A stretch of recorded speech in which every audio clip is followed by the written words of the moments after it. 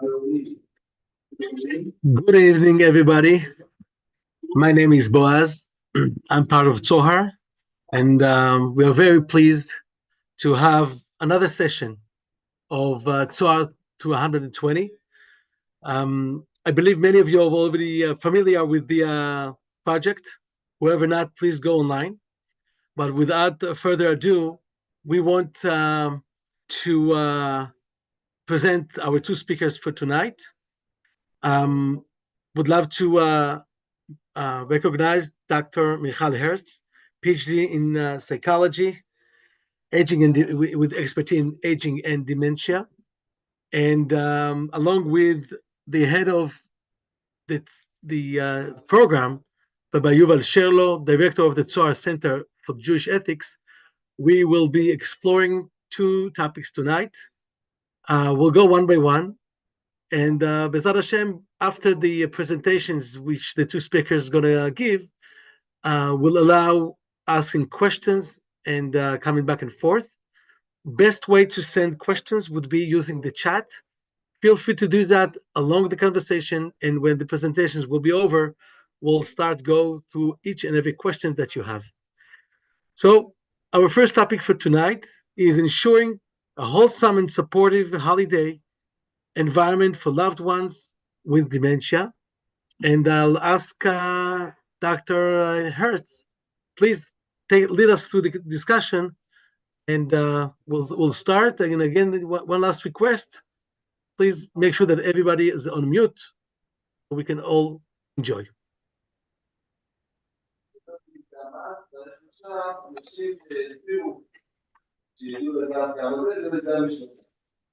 Somebody who isn't on mute already, so we might want to. Great. Can you see the presentation? Is it okay? Perfect. Great. So first of all, thank you very much, whoever managed to disconnect from the news of the day and come and think about something else. Somehow in our life at the moment, thinking about Rosh Hashanah and the holidays already seems far into the future. So my name is Michal Hertz. My expertise are in aging and psychology, and my focus is on dementia. And I've been asked to spend 15 minutes or so thinking about how to make holidays the most meaningful for people living with dementia and people that are supporting them. We all know that these are the kind of times of year that are relatively high stress, high tension, and how do we all survive it? The picture on the slide, I'll be talking about it a bit later on. It's the inspiration for this talk. The artist is an Israeli artist called Shani Abramovich, and we'll get to that a bit later. So before we dive into the holidays, just a quick reminder of what is dementia.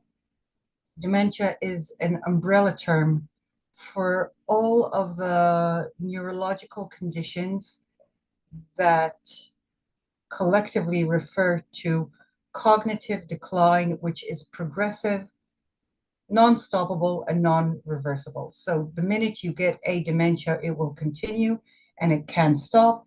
The difference between saying dementia, as I said, is an umbrella term. So saying dementia is like saying you have a stomachache. There can be many reasons for a stomachache. We don't often go around saying when we have a tummy ache, oh, I'm constipated. We say, I have a tummy ache. And dementia kind of goes along the same lines. There are many different types: Alzheimer's, vascular, frontotemporal, Lewy body, can go on and on, rolling them out.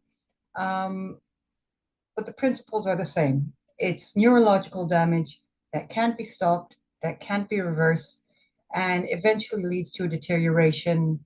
And often people pass away either from dementia or from other conditions that are related to it. So just to get those terms correct. And in this conversation, I'm not going to focus on the different stages of dementia and what it looks like and what to do with different times during the holidays, but really think about it as an overall concept of changes and abilities. And one of the ways I like to describe and to think about the world of dementia, as I said, my PhD and my studies were in psychology. when I went to university, I wanted to read psychology and archaeology, and ended up reading psychology and Jewish philosophy because of the clash of timetables. But I see my job as an emotional archaeologist. And I kind of wanted to take a minute to think about what we're doing in dementia and dementia care rather than what we're doing in parenthood. And it's two very different things. If you look at the image on the left, the architectural image is what a parent does. A parent puts down foundations and structures and has a long-term vision of what a child should look like, and watches it grow and watches it develop. And sometimes it works and sometimes it doesn't. And sometimes the image is close to what we imagined and sometimes it isn't. But we are there for their foundations and we put them down and we watch it develop. When we're supporting somebody living with dementia, we're an emotional archaeologist. We often see the remains of something that was.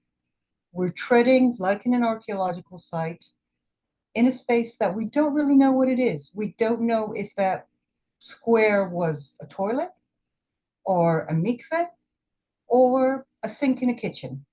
We have to do a lot of guessing, a lot of informed guessing based on what we think and what we know about the person or about the structure. So it's a very different perspective on how we approach a person, care, and conversations, depending on what is presented to us. So it's really two very different ways of working with people.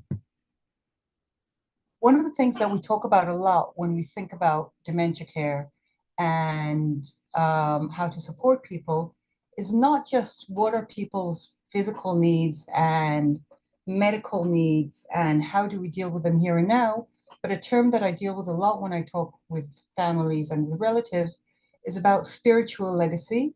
And spiritual legacy is a very prominent term, especially around holy days and holidays.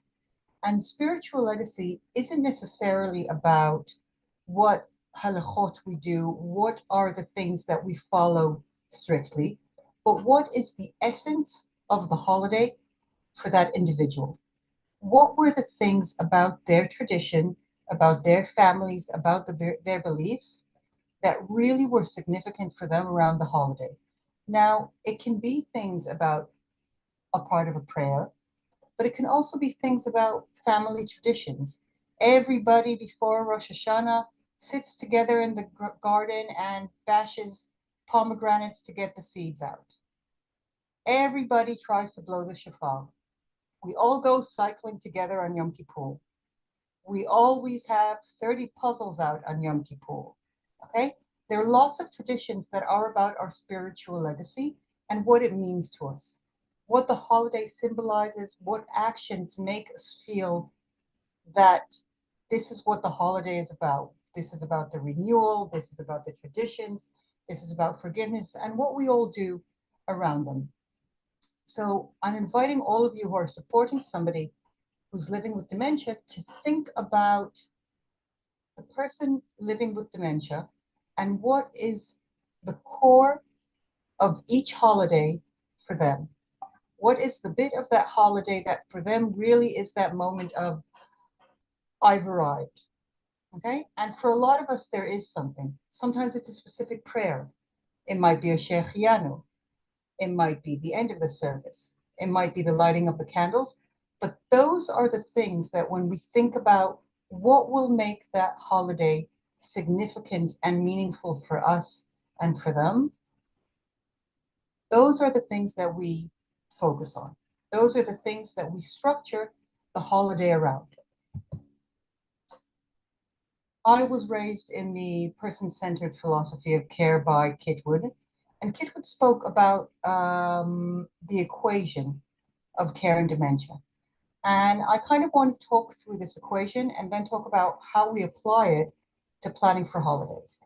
So Kitwood said that this was his equation, D equals NI plus H plus V plus P plus SP. And that stands for the following. A person living with dementia is not only what's happening in their brain. So we have the neurological impairment, which are the physical changes that are occurring to the brain,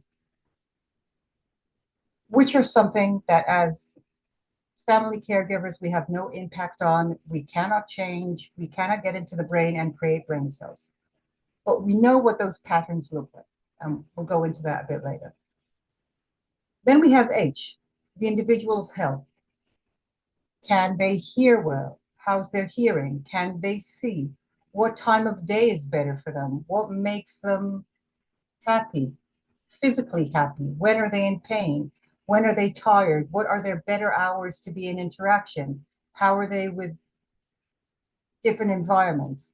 Okay, so their health and their other health conditions. Do they need a walker? Do they need a wheelchair? All of those things come into play. Then there's biography and there's a spelling. There's a typo in there, apologies. What do they bring to the table? What is their life history? Who are they? What did they experience? Where do their songs come from? Where do their traditions come from? Do they go to synagogue? Did they used to go to synagogue? Did they used to and not anymore, or vice versa? What is their family history to do with holidays and religion? And what do they bring to the table? Then there's their personality. Are they gregarious people? Do they and have they always enjoyed big family gatherings and seeing everybody? Or have they always absolutely hated it and waited to go home and not want to be with 40 people around the table? What makes them happy? What makes them sad? And what always did? Okay. So both their personality and their biography are things we cannot impact and cannot change, but as family members, we know. And a lot of these things won't change. If somebody never liked crowds, chances are that with dementia, they won't start loving the crowds. They might get more impatient and more snappy with crowds because they'll forget their good manners on how to behave with crowds and grumble at home. And then there's the last part, the social psychology. And the social psychology is really where we put our emphasis. The social psychology talks about relationships, family relationships, social interactions, how we are with one another, what makes us happy, what makes us stressed, what makes us feel comfortable. And Kitwood said that when we're looking at supporting somebody's well-being with dementia, these are all of the things that we need to do together. So when we think about this equation in the context of holidays and holiday meals and celebrations, we're really looking at finding that sweet spot. We're looking at finding that sweet spot based on knowing the person. So based on that person's health, what are their better times of the day? Are they a morning person, a lunch person, an evening person, or a nighttime person? How long can they sit? How much do they need to walk around? How comfortable is it for them to move from one location to another? Based on those questions, we'll know if it makes more sense for them to come and stay with family members for the whole Chag, or to come for a meal. That will help us know if the evening of the Chag is the right time for them to be with us, or maybe lunchtime. Their biography. Thinking about going to synagogue. Were they the kind of people that always loved being there first? Or were they the kind of people that if they went to synagogue, they only came for the Kiddush? Based on that, we'll know, is it worthwhile bringing them or not? Are they the kind of people that when they talked about synagogue and the holidays, there was one bit of the service they always remembered and they always loved? If there is, maybe that's the bit that we want to focus on. Maybe they only spoke about remembering the feeling of being wrapped up in a talit by a family member. And it's a bit hard getting to the synagogue. Maybe that's what we should be doing, that physical wrapping and going together through that one prayer that's significant. So what in their biography will inform us about how significant the holiday is and what they need? Again, their personality. In their personality, do they feel that they need to be an active participant in the services and in what's happening at the meal to feel the holiday? So do they need, or would they want to say one of the prayers? Would they want to say the Shechianu? Would they want to pass around the bread and tear the bread? Would they want to knead the bread with us? What in them makes them feel part of the holiday, and how can we help enhance that and celebrate that and communicate that to the rest of the family. And back to the social psychology, who should they be sitting next to? Who shouldn't they be sitting next to? How many people should be there? How many people shouldn't be there? How do we pace this over the different holidays? And how do we make it so that everybody in that family environment and the community can really tap into the resources the individual has so the holiday is meaningful for all of us? When we think about this image that I brought, the plant, the reason that I love it is because it's obviously reversible. The roots and the head of the tree can be interchanged. And to a certain extent, when we think about our role and whoever's on this call at the moment, we're that narrow bit in the middle that are trying to connect the past and the legacy with the future. And when we're thinking about the person living with dementia in the context of the holiday, what we're really trying to do is tap into what is that essence, what do we want to pull through, and make sure that we weave so we have those themes that are significant for that individual and that are significant for the rest of the family member. And we come out of the holiday feeling that we've experienced, have been with, and have been with, and have all gained from it rather than be drained by the whole experience. And I just wanted to finish with this image of another type of plant. This is from earlier this summer at Kerem Shalom, probably the southest kibbutz in Israel, where they still have not returned home and there's no return at sight. But they did plant vines for the first time with the prayer and the hope that in the near future, everybody will be able to return to their homes and to the places where they feel safe and peaceful and be able to have a holiday in the place of the choice with the people of their choice. So that was kind of a quick tour through holidays, dementia, and families. And I will stop sharing and pass it on to Rabbi Sharla. And afterwards, we'll be able to have a bit of a discussion and I guess a bit of a ping pong on these topics. Thank you very much, Dr. Michal. It really was very impressive with the knowledge and the sensitivity to understand things and to find a way or a track that we can work. I'll start with apologizing that English is not, my English is like I always used to say in international conventions, I speak the most common language in the world, that this is now the English. So I'll do my best, but I hope that everybody will be able to understand. And if I'll need, so I'll use a little bit Hebrew, Arabic, Yiddish, whatever. My role in this presentation is to explain two important things about halacha. Because we always ask ourselves when we deal with people with dementia, are they still obligated? Do they have any kinds of commitments? Are they still observant? Should we insist that they will listen to shofar? Can we bring them for supper, holiday, and they'll go back with a non-Jew driver? And all those kinds of questions. And actually, all those questions are connected to two basic things.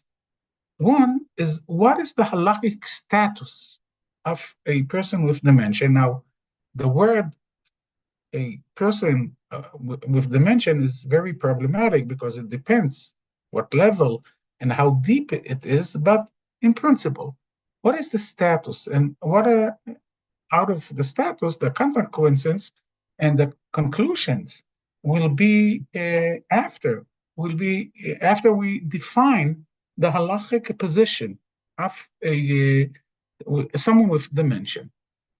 Second thing will be, what are we able to do? And I want to emphasize, we just got a question during this evening from someone, actually from a woman that her husband is with deep dementia. She doesn't want to leave him alone. doing the Rosh Hashanah, but she wants to go to shul to listen to the shofar, to be part a little bit with the prayers. What are our commitments and what we should do in those situations? So our opinion in Tzohar is that a person with dementia, if it's the beginning, so we'll call it halachically, חולה שיש בו, שאין בו סכנה. Someone that is ill, but it's still not dangerous. If it's a deep dementia, so then it's a חולה שיש בו סכנה, because without support, without, covering him, without being with him, he will not be able to exist. So therefore, it's a kind of חולה שיש בו סכנה. Now, when someone is not able to be responsible to his commitments, so he doesn't need them anymore. For instance, when someone cannot be responsible to lay tefillin every day, so we can't say anymore that we must do it for him. He must sit in a chair and we should put his tefillin. Or if he is not able to be responsible, going to shul and listen to the shofar, so when we are talking from the formalistic point of view, there's no any more commitments to do that.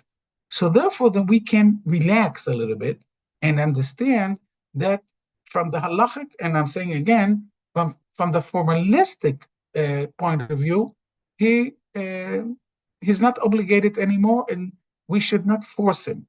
Now, Dr. Michal said, and I completely agree with her, that it's not only halachically, it's also the emotionally, memories, listening or being a little bit happy to be part of the songs and the piyutim and whatever. So therefore, we can do that, and maybe it's the best treatment and the best standard of care to do that. But it's not from the halachically point of view. It's from the emotional. It's from the therapy point of view. So therefore, even though he is patur from the halachically point of view, but I think it will be a good thing if it has any sense, and if we see response, and if we see that something is happening there, to take him to shul a little bit, to do together, to have a meal together or whatever. But commitments, or he's not mechuyav anymore, and therefore we should understand this issue. Even more than that, this year we got in Tzohar Ad 120 many questions about leaving him alone with his foreign מטפל זר, עובד זר, foreign worker that takes care of him, but we can't even think about leaving him alone for 3 days. But from the other hand, we cannot have him in our house for many reasons. So is it possible that he will come for the first night, maybe stay overnight once, and go back with a non-Jewish driver? Our answer was very careful. But the bottom line was that because it's only, let's call it only Yom Tov, because he is, as I said, his status is sometimes חולה שאין בו סכנה, and in many times חולה שיש בו סכנה. Because it's all kinds of derabanan, because it's Yom Tov, and not something that is like Shabbos. This is one of the differences between Yom Tov and Shabbat, and because there is a kind of necessity, it's not pikuach nefesh many times, but we know since the corona, it's even was more and more checked, that being alone, bdidut, is such a dangerous thing. It has bad influence on people. So therefore, our answer was, if this is the solution, so that he will not be isolated, that he will not be abandoned somewhere in the hospital or the institute or in his apartment, but he will be invited, he'll be part, and then he'll go back with a non-Jewish driver. We said that the answer is yes, because when you calculate all the building that of the halacha that is around, this is the right thing to do. And even thinking about leaving him alone for 3 days, I think it's really something that we cannot agree with that. And we have to find all kinds of ways to do it in the best way to bring him into our home. But again, it's not that he is committed, and it's not that he is being mekayem the mitzvah or avoiding isurim. It's because of the fact that we have to know what we are permitted to do and what we are not permitted to do in those circumstances. And it's very important to understand that, because he is not anymore part of the society that is committed, but as I said before, the atmosphere, the circumstances, the music, the blowing shofar can do so good for him. So therefore, we should sit part of the therapy and try to bring him and try that he will be able to participate in those ceremonies and in those conditions. Now, this is the first point that I wanted to emphasize. And I think once we understand that this is the status, then we know what to do, because he is a kind of, dementia is a kind of illness. I'm not talking from the medical definition, but from the halachically, we do see it in this way. From the other hand, and this is the second issue, I want to mention something that we always, in those webinars, emphasize. There is the greatest mitzvah, one of the greatest mitzvahs is kibud av va'em. And the fact that we are doing everything that we can for our parents is really something that we should promote, that we should enhance and escalate, and this is the right thing to do. But in the same time, we have to remember that the halacha says, don't ignore the other sides of the circumstances that you are living into. Don't ignore your wife or your husband. Don't forget you have children, and don't forget yourself. And it's because of two reasons. The first reason is because you are also important. There are all kinds of important things in this area, our parents, but you and your children and your wife is part of the importancy. And the halacha says many times, shelcha kodem l'shel acharim. Even when with dealing in kibud av va'em, the halacha says that there are many, many times that first of all, we should take care of ourselves, and then we are doing our commitments. But there is a second reason, and the second reason is because it's enabling us to do more to our parents. If we feel constantly that taking care of a person of dementia is offering, is dedicating our life, and actually we are losing our partnership, we are losing our marriage, we are losing our children, we will lose even the motivation to do things. And it's for him that the fact that we are taking care of ourselves, it's also for him a better thing to do. We are recovering, we are part of it, and then we will be much more influent and will have much more power and motivation and energy to continue the long distance of taking care of a person with dementia. So therefore, I'm going back to the woman that asked, am I permitted to leave my husband alone for a few hours with a foreign worker that is taking care of him, and to go to shul, to be part of the praying, to listen to the shofar, whatever? So our answer was yes, with a capital Y, and as I said, because of two reasons. First of all, for your life, and second, I really believe that it will be do even good to your father or mother that you're taking care of him. So if I'm trying to summarize and to collect everything together, I'll say that when we have two principles in our mind, one, that we are talking about someone that is a chole, someone that is ill. Sometimes it's in the beginning, it's she'en bo sakana. Later on is sheyesh bo sakana. So as we know, when this is the position we are permitted to do many things, and he is not committed anymore to be an observant and to continue.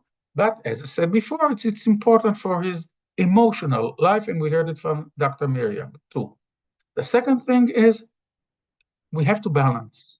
We have to balance between all our relationship in all our emotional life, and we have the permission and sometimes even the obligation to take care ourselves, our children, our family, other things, because they have a status by themselves, but also it's doing good for the long distance and the long term of taking care.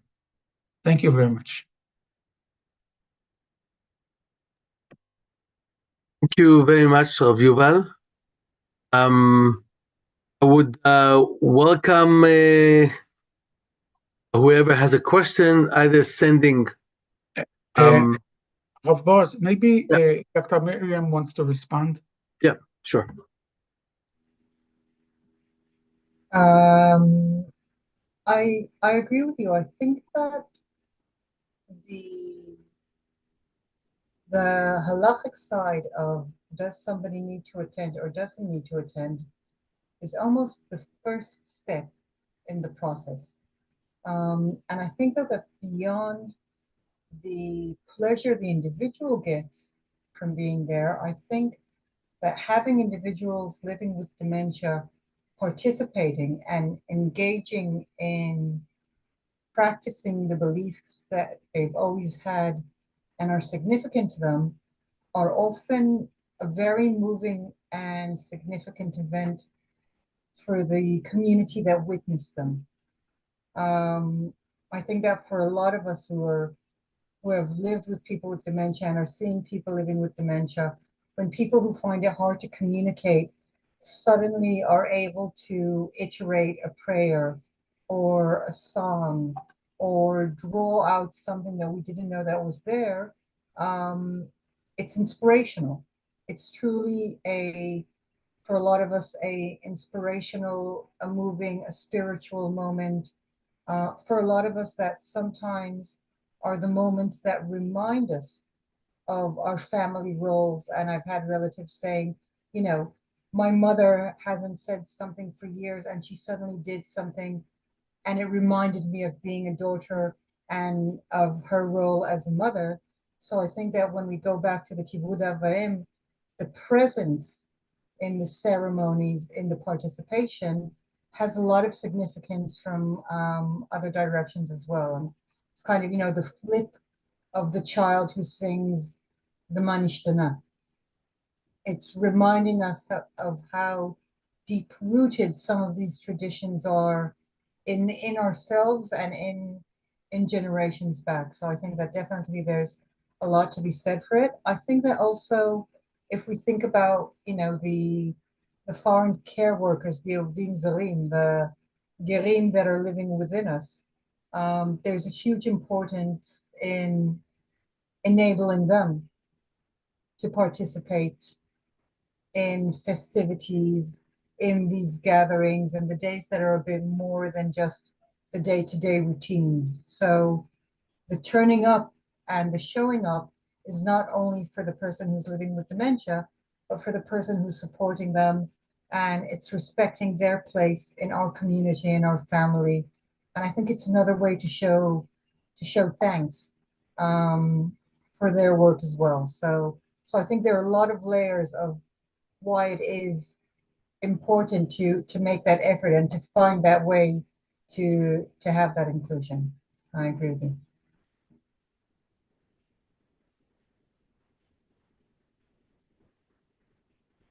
Thank you, Dr. Hertz. Okay, this at this stage, before we move to the next topic, it's perfect time for questions. So either you'd like to send it by the chat, which I've referred to, and also if someone here wants simply to turn on the microphone and ask a question, it's going to be a great opportunity. So who is our Nachshon asking first question?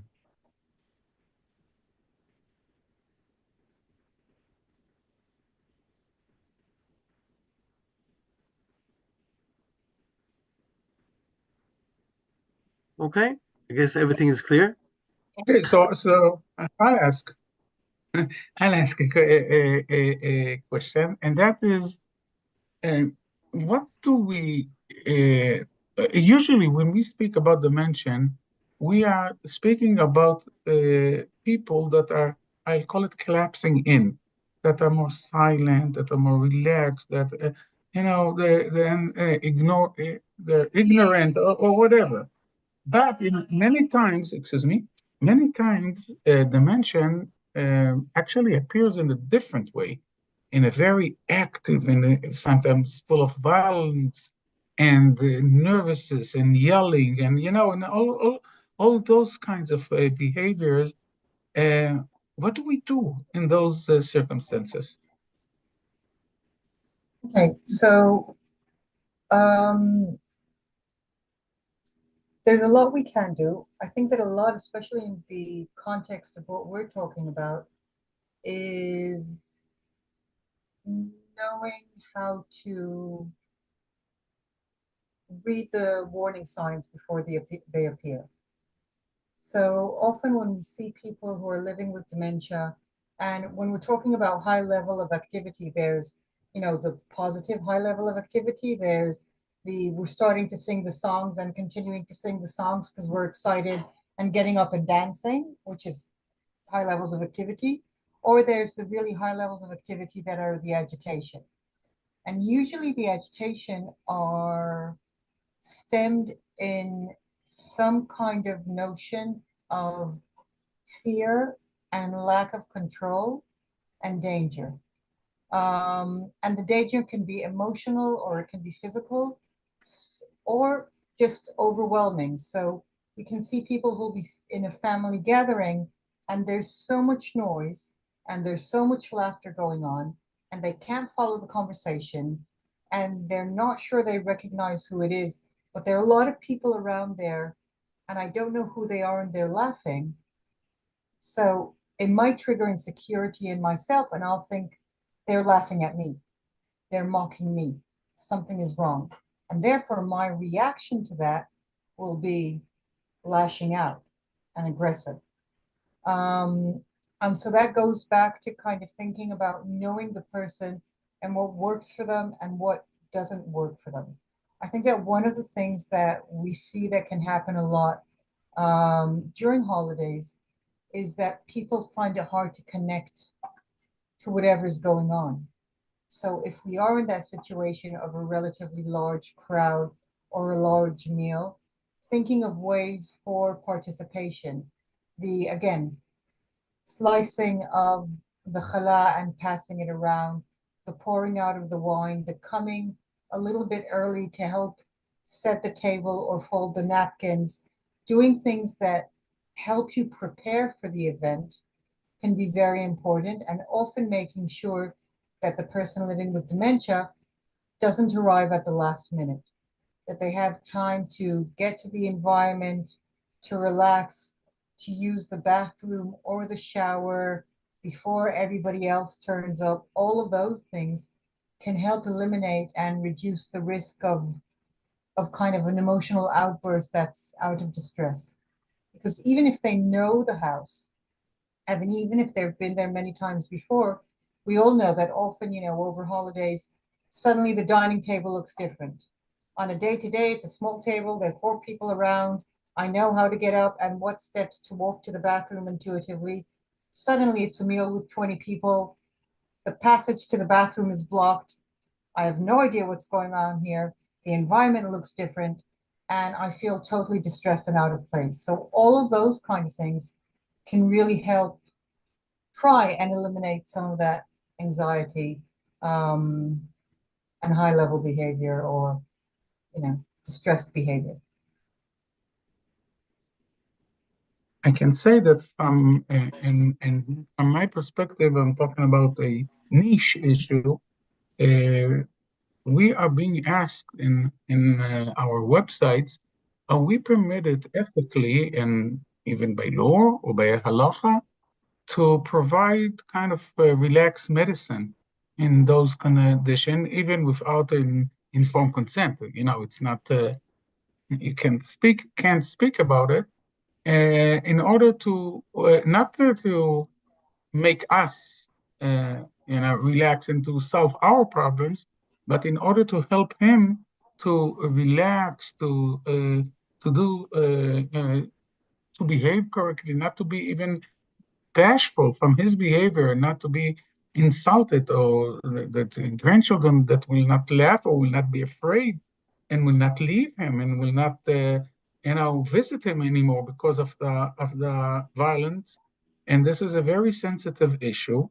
And our way of thinking is that the answer starts with no, but if ABC.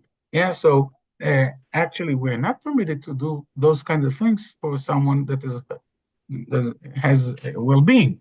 But when it really serves him, and our motivation is not to solve our problems, but to do good things for him, and we do it as little as we can, etc. We have other conditions, so maybe this is the right way to do when it appears. But I think that I completely agree with you that if we prepare ourselves, and first of all, we understand the problem of all the changes and all the storm that is happening around the holidays, and like everything in life, sof maaseh b'machshava tchila, yeah, when you prepare yourself in the beginning and you think, what can be the problem and what can cause this behavior and how can we avoid it and at least or reduce it, this is the first thing that we must do before we're using all kinds of medicine or all kinds of artificial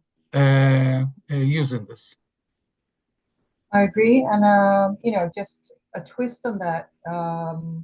One of my previous roles with the WHO, the World Health Organization, and in the World Health Organization, the terminology for medication for behaviors in dementia is chemical restraint.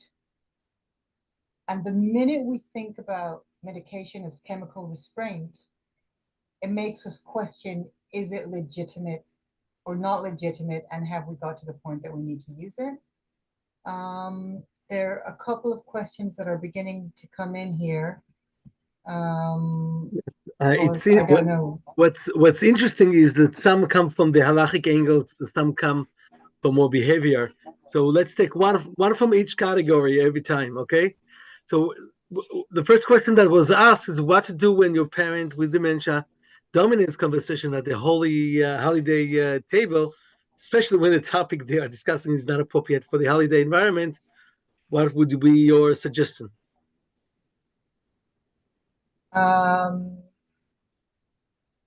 One of the things that we know about conversations and dementia is that attention can be diverted. So if we know that there'll be somebody who is very talkative with dementia and might be on a specific topic or might be on a repeated topic, we plan who sits next to them and who can deal with that. And when they start a story that they've told a million times before, I remember when we stop the story and we ask a side question. I remember, really, was it a warm day or was it a cold day? Who was with you? What did you eat at the time? Where was it at? Was so-and-so with you? So people who get into a loop of a conversation or of a topic often get stuck in the same way that they've told it. And our job to break that is to ask side questions and to continue and ask side questions and offshoots of that question, so the conversation can drift in another direction. And make sure that if I've been sitting next to that person and I've sat there for a few minutes and I'm getting tired, to have a way to say, I'd love to continue this conversation. I know though that if I don't go and help in the kitchen, I'll get in trouble. So I'm going to swap and have somebody else sit with you. So make sure that somebody else can take over from that point. But definitely the loops of conversation, we start asking side questions. And we can see that when we ask the side questions, people kind of go, oh, and they go over, and we can drift into 1,000,001 directions from every conversation that we've had many times before. Thank you. It's really helpful. Here's a question for you, Rav Yuval. What is the recommended regarding taking medications and drinking on Yom Kippur? The answer is that everything he needs, we should do that. Because this is, I want to say something in general about Yom Kippur. Whenever we are asked those kinds of questions, we want to emphasize that actually the mitzvah is not to fast on Yom Kippur. The mitzvah is to do what the halacha says you should do. When the halacha says that we are not permitted to drink and eat, so it's a very, very big sin not to fast on Yom Kippur. But in the same time, when the halacha says this is the time that we should drink or eat or whatever, so the halacha says that we should do that. And if someone decides to fast, even though his medical conditions says or leads to the fact that he needs to drink, I said it today to our soldiers in the army. We have a bunch of soldiers from our yeshiva in the Gaza Strip, and today they were in a kind of vacation before they are going back there. And we spoke about Yom Kippur, and they were very disturbed from the fact that they will have to drink on Yom Kippur and probably even to eat. And I emphasize to them that actually their approach should be that this is their mitzvah. It's not that they are now doing something wrong, but okay, they're anus. No, this is now they should keep themselves the ability to go on the battlefield. So therefore, they must drink according to halacha, or sometimes, as I said, they must eat. So this is, in general, our approach. Now, when someone, as I said before, cannot take any more responsibility on the fact about fasting, and he doesn't know that maybe sometimes, he wakes up and he says it's Yom Kippur, but in general, this is not his feeling. He should not fast, and there's no value, and therefore there's no commitment to do that. If he's still in focus, then, as I said before, one, if he's able to fast, this is the right thing to do according to halacha. And B, many times it's good for him to feel that he is participating and he is not, we didn't forget, and he is not out of the game. But once he cannot take any responsibility on the fast and the fact that today is Yom Kippur, he should drink and eat and like everything that he needs, and there's really no value and no enforcement, and therefore this is not the right thing to do, to try to that he will fast and will not eat, because there's not really any meaning. We don't find any meaning in this. Thank you. Thank you so much. It's really important to emphasize the basic halachic approach. Question for you, Dr. Hertz. Do you have any suggestions how to help someone who gets so anxious about one thing and repeats himself consistently and cannot seem to take the reassurance that is given to him? Sure. So we have to understand that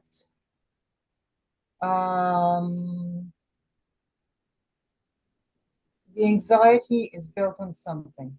And often, if we think about it, it's about lack of control or the fear of lack of control. So we need to think about what the cause is for anxiety. Somebody saying, I need my house keys, I need my car keys, I need my handbag, I need my wallet, I need my money. And what are they saying? And basically, what are we saying? If I leave the house without money, I won't be independent. And by us saying to them, you don't need money, everything is taken care of for you. Your children have your money. We're not helping them feel safe. We're helping them understand that somebody is taking over. So often we have to understand what the topic is that people are anxious about. Why are they anxious about it? And is there a way to enable them to hold whatever emotion is standing behind it? Will I have a way to come home? Do I know how to get there? Now, it might be that it's a matter of saying, here is your diary and here's the address, and having the instructions of the day printed out so people can go back and to refer to them. We rely, all of us, heavily on verbal communication. And for people living with dementia, verbal communication is not enough. We will finish this hour. Thousands of words would have been said. And in this audience, people will come away with 2 or 3 points that they'll remember from it. That's how human memory works in the best condition. So for living with dementia, saying something over and over again isn't necessarily the solution. Reading something is a way to reassure. Having something that helps me feel safe is much better. So we often will go back to written and to documentations, to calendars, to notes, to counter signatures on things that take place. So we have visual evidence as well that something has happened, and we can initiate it. Look, this is what we did, and you already organized it so well, and therefore we know that it's going to work. So it's having those other ways of supporting whatever is causing the anxiety. Thank you so much for the advices. The guidance is really important. Gina is asking, can the family members, that's a question for you, Yuval, can family members fulfill the mitzvah of Kiddush when a person with dementia says it, but mixes up some of the words? By him saying that, of course, he feels more involved and takes responsibility for his role he had in the family for many years. So what will be the halachic response for that? I think that the first thing that we should try to do is to do both. One is to respect him and to enable him to say Kiddush, and he'll stand in front of the table and say Kiddush. It's part of his honor, it's part of the education that we are educating our children and ourselves. It's part of maybe well-being and getting awake a little bit and whatever. So he should say the Kiddush. Now, when we feel that there's no connection or not, he's mixing the words or whatever, we could, at the same time, say the Kiddush quietly with him and say everything, all the words in the appropriate way, and then in the end to drink from the wine. So therefore, we succeeded to do both things. And this is the way in many cases of those kind of questions, that even if his Kiddush got to a point that it doesn't have any meaning anymore, but he's saying Kiddush, like I said before, not from the halachic point of view, but for his personality, for his well-being, for his character, for many good things that can happen from his emotional feelings, and we can be Yotzei Dechovah with the Kiddush that we are saying by ourselves. This is the way to do things. Or there's another way. He'll say Kiddush, and then we'll appoint someone else to say again Kiddush, and will demonstrate it, or will show it, or present it as happiness of Rosh Hashanah, that is not only one person that's making Kiddush or whatever. In many ways we can do that in one fact, and from one hand, that he will be able to feel good with himself, and we will be Yotzei Yedei Chova according to halacha in a different way. If there's no way to do that, then it's a problem because it's not kiddush anymore. But in most of the cases, this is not the case. Can I ask a follow-up question? Sure. When you say that, like, you shouldn't additionally say the kiddush as well, is that every single other person at the table, or one person and then everyone fulfills that? It depends. It's not a halachic question. It depends what can we do there around the table. If everyone can say to himself, "This is the best thing to do," but not from the no. I'll say the following. From the halachic point of view, the best thing to do is that one person says for everyone, "Berov am hadrat melech." This is the main idea that we're saying as a family, as a table, not individuals. And this is the best thing to do. But saying that if it's impossible that someone else will do for everyone because he'll feel insulted or whatever, if not, this is, as I said before, it's the best way. Then everyone should say kiddush to himself, and then we're not insulting anyone, and we are being Yotzei Yedei Chova from the other hand. But the best thing is that one person in the table will say kiddush for everyone. I know that we call it in the yeshivas world, there's nerving. It's a Yiddish from nerves that everyone wants to say things about, but really in many fields of halacha, the best thing to do is when, the old tradition of Kaddish was also that only one person says Kaddish in Shul, and everybody that says Amen. This is the right thing actually to do. Now, in many fields, we are not going back to that. Kaddish, the custom is that everyone says by himself, but the idea that the best way is to do something together. There's one chazan, someone that is making kiddush, or in other cases, many other cases, and everyone is responding or reciting by saying Amen. This is the right thing to do. Thank you so much. As we say, not only you need to know the halacha, you need to be wise how to implement it. Thank you so much. And actually, the last question for our session is for both of you because it involves both doctrines that you're dealing with. For someone who has the dementia and mixes up meat and dairy utensils, meat and dairy in the same sink, and what can be done? Is there, I would say the question goes two directions. First of all, is there something practical that we could do that to avoid that won't happen? But there's also a halachic question here involved, since we want something sustainable for the family members and not just consistently kosher all the utensils. What the halacha can offer here in this case. So, Dr. Hurst, we'll give you the opportunity to answer first. I love that question when it came up.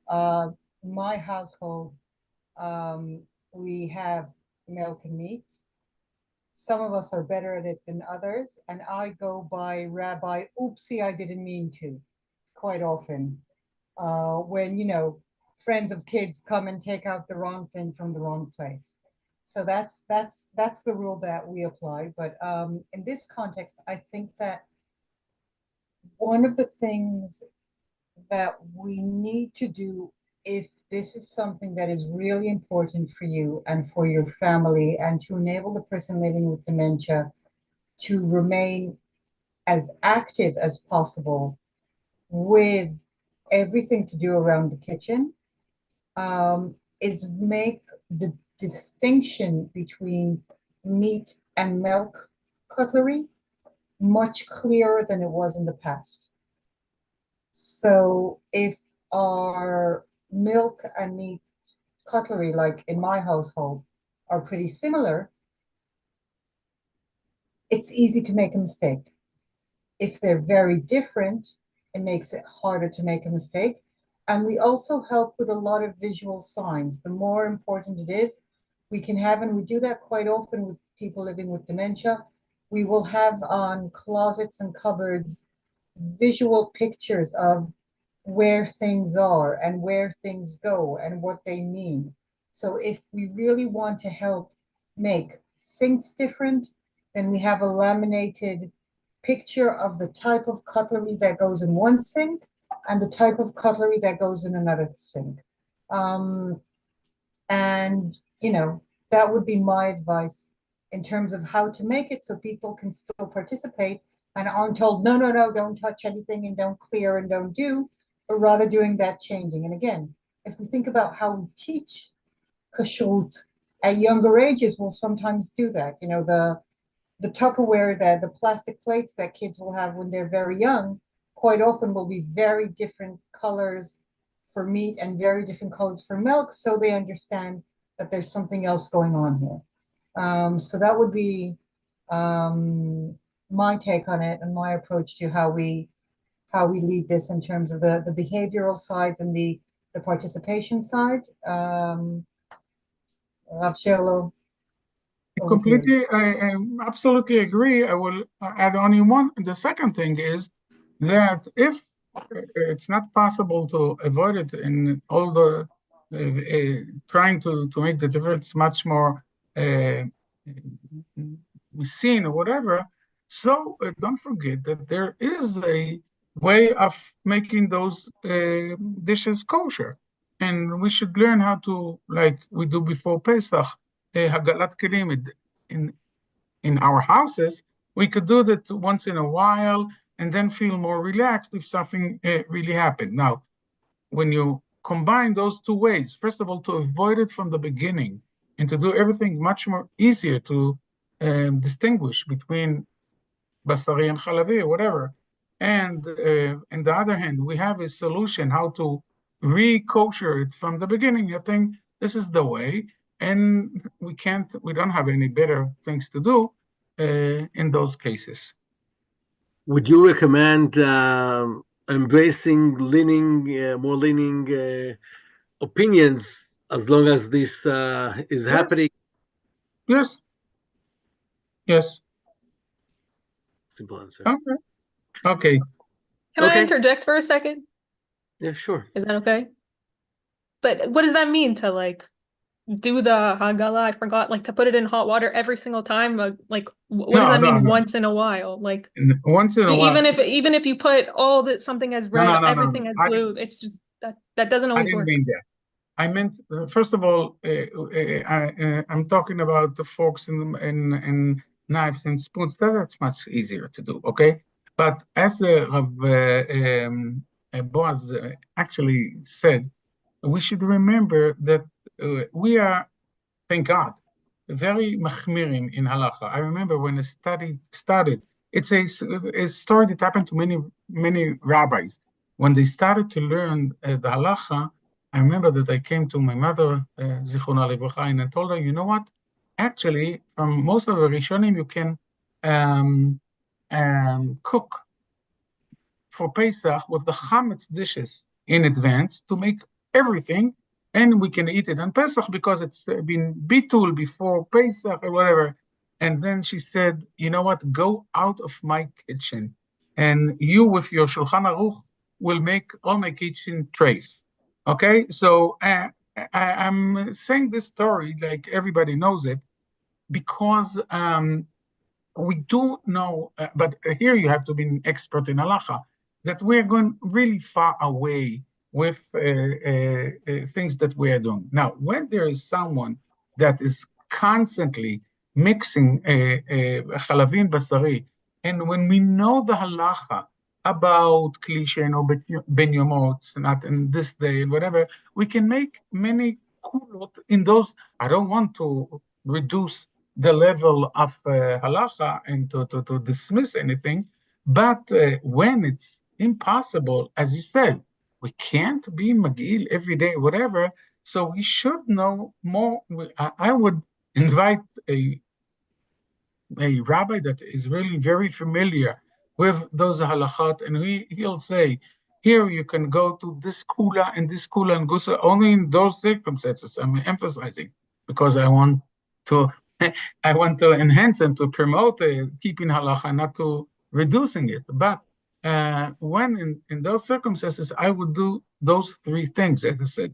One, as Dr. Miriam said, let's prepare everything in advance. Second is to being once in a while, to rebuild our kosher kitchen. And in the middle, no more halacha, where we can, be more flexible, where there's more flexibility in order to continue to live together, because this is the way to do that. Indeed, like in many other challenges, it always invites us in and to deepen our knowledge and gain more information to be more, let's say, to make it up to the challenges that we are. So I'd like to thank you, first of all, Dr. Hertz and Rav Yuval, for the beautiful session and for all the participants. The video is going to be available on our website and on our YouTube channel. And we wish you all good night and good evening. And B'ezrat Hashem, we should all be healthy. We have a lot of simcha and Chag Sameach and Shana Tova for everybody. Shana Tova.